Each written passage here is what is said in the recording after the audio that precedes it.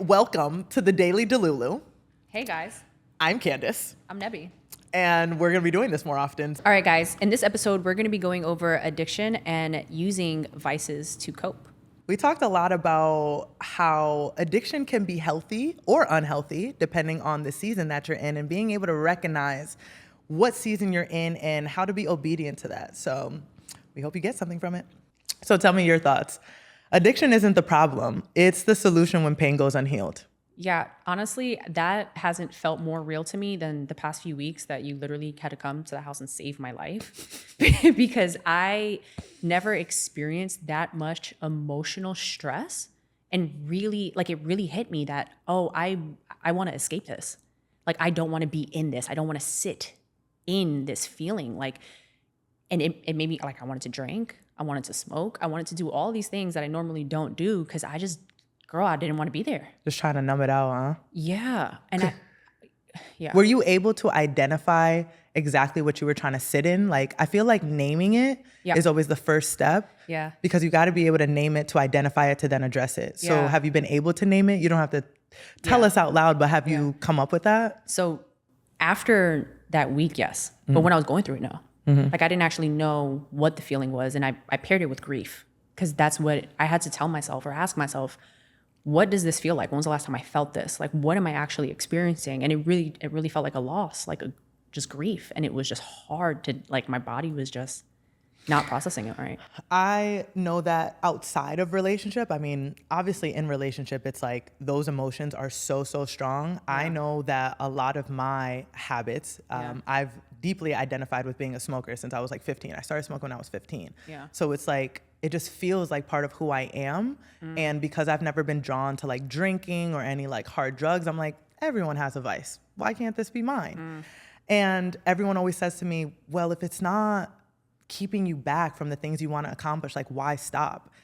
It's not about, it's keeping me back from stuff. It's just more so like, why do I keep turning to it? Why do I keep thinking that this thing is going to be the solution to the discomfort, to the transitions? Like, I haven't fully answered that question, but I was just about to ask you, have you answered it? I was going to say, do you feel like you use it to, like, are you coping in that way? I think I've convinced myself. It's like, there's seasons, right? Yeah. And I always talk about respecting your season with people, with jobs, with whatever the case may be. And there are different seasons where I'm like, okay, this is enhancing my experience. I'm having fun. It's like a gift that I give to myself. And then there's other times where I'm going through some stuff and I'm like, damn. Yeah. I really just I don't want to talk to anyone but Mary Jane. Yeah. And I'm cool with that. So it comes in like rifts and flows. Yeah. And I'm just trying to figure out, like, how can me and Mary Jane have a healthy relationship? We can't be together all the time. Yeah. But then I wonder, so it makes me ask two questions. One is this what most people are dealing with when they are smoking or drinking? Like, are they actually just going to it to cope with something that they may not realize? Because when I was younger, like before I moved to Miami, I was a heavy weed smoker. Like, I smoked weed every single day, girl, and a lot. And I was super denial until I got to Miami, and I was like, oh no, I'm self-soothing. Like, it took me a really long time without it to realize that I was solely depending on it to, like, be okay.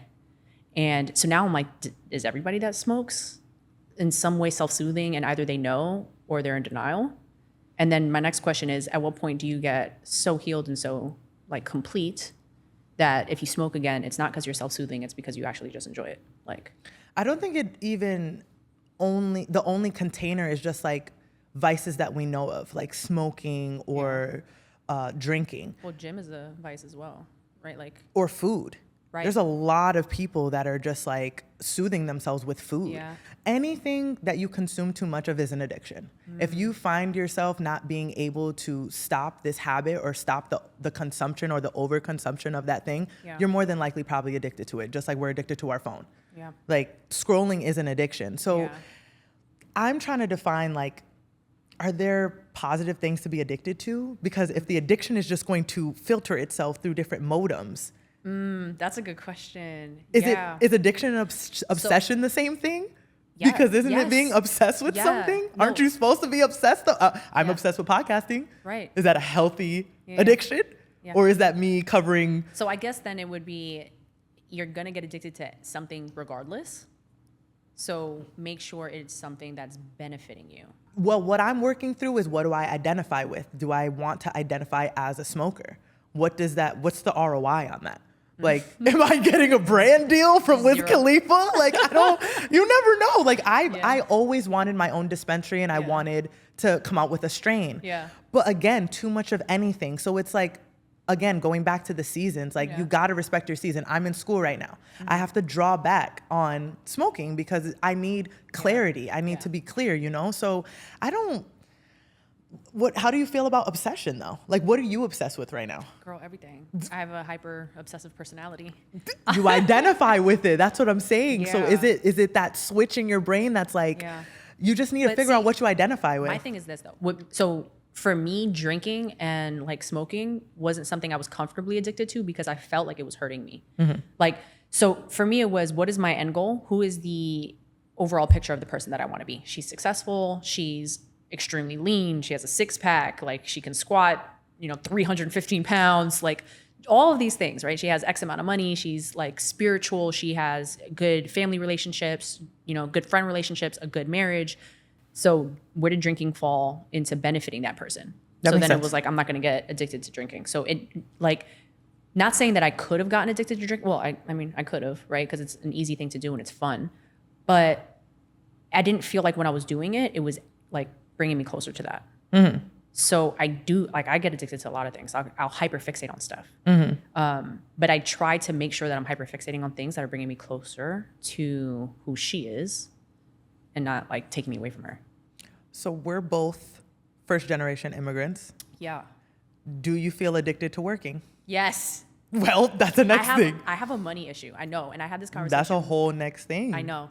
I was having this conversation with my mom because my mom's Italian and my dad's Algerian. And they both were born and raised in their countries. And then they came to America, like older, you know what I mean? Like not as children. So my mom has this thing with like every penny counts. She saves every single dime. She will barter anybody for anything. Like she just has this mentality of like scarcity. And she also grew up in a she went through the recession and she went through all of these things that I didn't really experience. So there's actually a book called The Psychology of Money. And they talk about how all around the world, even if we're all the same age, we're all going to have different perceptions of money based on cultural. How it was talked about around us, our parents' relationship with it. Yeah. So I'm like obsessed with working. I have like a fear of not being able to provide for myself because I'm always afraid like where my next meal is going to come from. But that hustle is masking hurt. Yeah, probably. Because, I mean, relatable. This is not to call you out because same. Girl, I come from two Jamaican parents. My mom is a Chinese Jamaican. One thing about Chinese people, they are not going to waste away anything. Nothing. I'm talking like the last grain of rice I would get yelled at. Girl, my mom I feel so bad about wasting away food. She eats the eyeballs of the fish. I definitely eat the eyeballs of fish. What's wrong with that? Why are you saying it like that? The whole fish? You don't eat the whole fish? I don't, no. I also eat the tail of shrimp, and people find that strange. My mom does too. Yeah. It is what it is. That's how I grew up. That's all I know. But all that to say is no waste here. No there waste. Will be no waste. I actually find it very good. I think it's substantial for nutrition. But I eat the tail, everything. But all that to say is I've identified with, okay, Jamaicans are going to do what? They're going to work 3 jobs. Chinese people put themselves in any country and any place and they make a job for themselves. Right, yeah. So I'm just like, this is what's in my bloodline. But you also have to redefine your rest. Yeah. But also working hard doesn't mean like working smart. And I hate to use that cliche, but just because you're always busy and your calendar is always full, I've had that issue with myself in my business because I felt like I needed to be like X amount of hours at the desk doing all these things. And I felt like when there was gaps, then I wasn't being productive. And the reality is like I chose to be an entrepreneur because I wanted to get my time back. Right. But then I felt guilty for having time back. So I was like, no, I'm supposed to work. You know what I mean? So you have to redefine that and like understand that you're being productive by not doing nothing sometimes. I mean, it's needed because my own personal example is I watched my dad work so hard and so, grind and hustle. And that's just who he is. That's how he found worthiness, is through work. Yeah. And the body keeps score. And all of that plus emotional things that were happening with him, I literally watched it manifest into a stroke. And I lost who I knew who my dad was. Yeah. And he had to relearn how to walk, relearn how to talk. He spoke 2 languages. Like, obviously those things are what are now in me. Like I moved here from Colombia. Why did a little Jamaican Chinese girl want to speak Spanish? I just did. I watched my dad do it. My madrina is Puerto Rican, you know, but having that example and seeing that so young, I was like, no, like this has consequences. This hustle culture has real consequences. And I don't want to be addicted to work or anything that's going to be harmful. But like I said, I really believe that it's just respecting your season, because how do you know it's going to be harmful till it is? Yeah, I think so. It's hard to respect your season if you don't have a clear vision on where you're trying to end up, because you can get lost in it. So my thing is this: if I know my end goal personally is I want to be kind of detached from hustle culture, I want to be more connected to the earth, I want to be more spiritual, I want to be more purposeful with my life and not hustle culture, but I know I have to go through hustle culture to get there. How do I make sure I don't lose myself on the way and then make myself misaligned, right? Because now I'm not listening to really the language of my heart or where I'm supposed to be going. I'm kind of just getting consumed with this lifestyle. So it's like, if I don't keep that end goal front of mind, like how do you do it? Like how would you go through hustle culture and not become obsessed with it? And then every conversation you're having is like brand, like designer labels, brand, I don't know, whatever, right? Money this, who has more money, who has flyer clothes, who has... But isn't that how you get burnt out if you don't respect the season? Because my thing that obedience plays into this, right? Like we're both daughters of God, like we believe in God. And I think a key part to, you may not know that, you don't know when seasons are up with friendships. You don't know when seasons are up with relationships. There's something that happens though where it doesn't sit right anymore. Or maybe bad things are happening. Or like for me, I knew my season with the military was like, this feels too small. And then as I started to feel it, other people were also like, Chung, you're not supposed to be here. Yeah. And I was like, but I don't know where I'm supposed to be. Like this was my vision. So it was just me being obedient to the discomfort that I was feeling. I didn't know what was next. I just was like, there's something not right with this. It's not resonating with who I identify as. Yeah.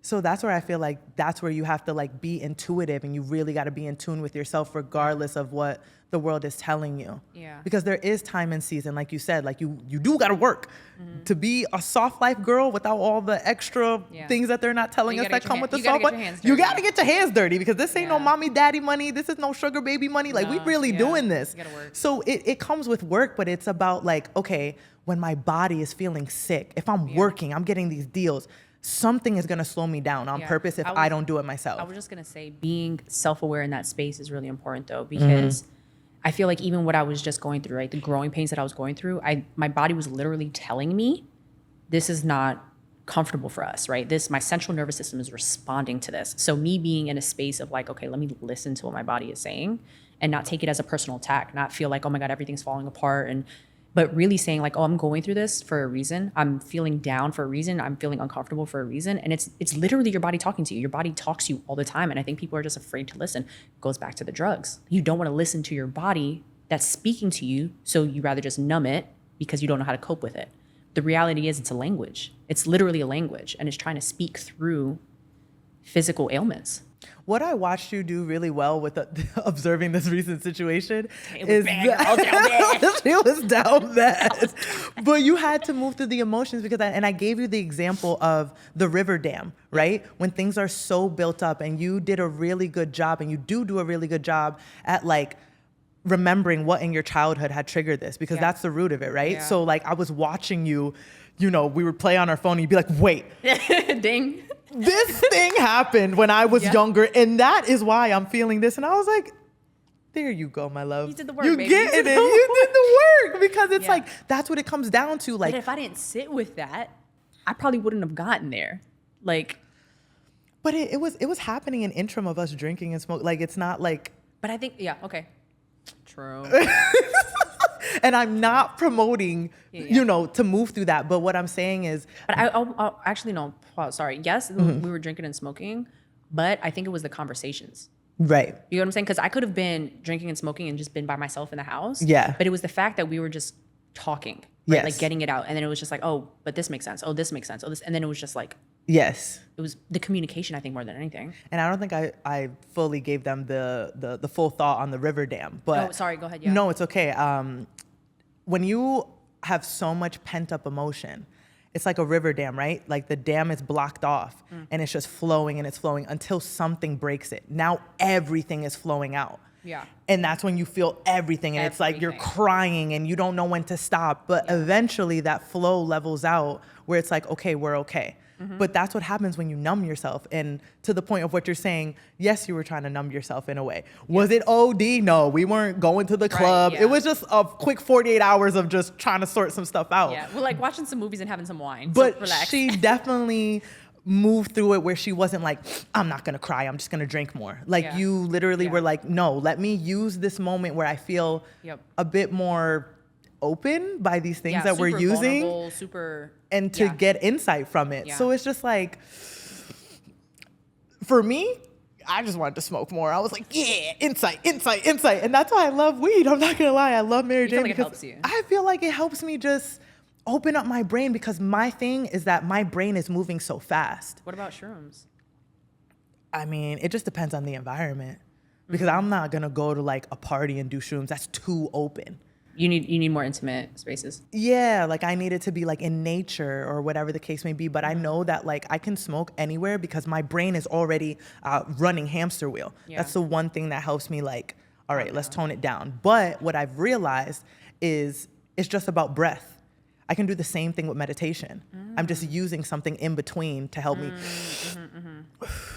It's the same modem. But you don't feel like THC is actually chemically helping you open something? No, not really. Really? So you think you can just with breath work, you can also create the same? I have definitely done psychedelic breath work and gotten the same high effects through breath work. And that recently happened this year in March. Speaking of, I went to a yoga class like a few years back with a girlfriend of mine. I'm not going to blast her on here. But she's had a lot of trauma like in her life, and she had never done a yoga class before. And she came with me, and throughout the class started crying and was like, why am I crying? It's a real thing. Yeah. And it just made me think like it was the breath work, and you're moving your body, like your body's, it's holding on to things. Yes. And you just like break, like you're opening it. She had no idea what was happening, but it's so wild. I've had that happen during a massage. Yeah. And she was like, you good? And I was like, I don't know. Good thing she was. It's been so long since somebody touched me. Somebody touched me. And she was a Reiki master. I've never had Reiki done before, but it's like, she said when I walked in, like her guides told her to hug me. And just from, you know, that embraceful hug that somebody, you're just like, oh my God, I just want to melt in this. Like and I did it. That was my first time meeting her. Yeah. So it's like the massage, the tension. I mean, you felt the knot in my shoulder. Yeah. My traps are huge, and people are like, oh, you work out. Well, walking around like this all day, you know, it's a little trap workout. So if you want to know the key to big traps, it's called anxiety. Right. Like, that's literally, and the knot in my shoulder, I really feel like, I mean, I was admin in the military, so it's like being like this all day, and of course being like that all day already, but there's something in that knot emotional. Yeah. Because when massage therapists touch it, like I cry, not only from the pain, but like there's something, I haven't figured it out. I don't know if it's like resentment, anger. So interesting.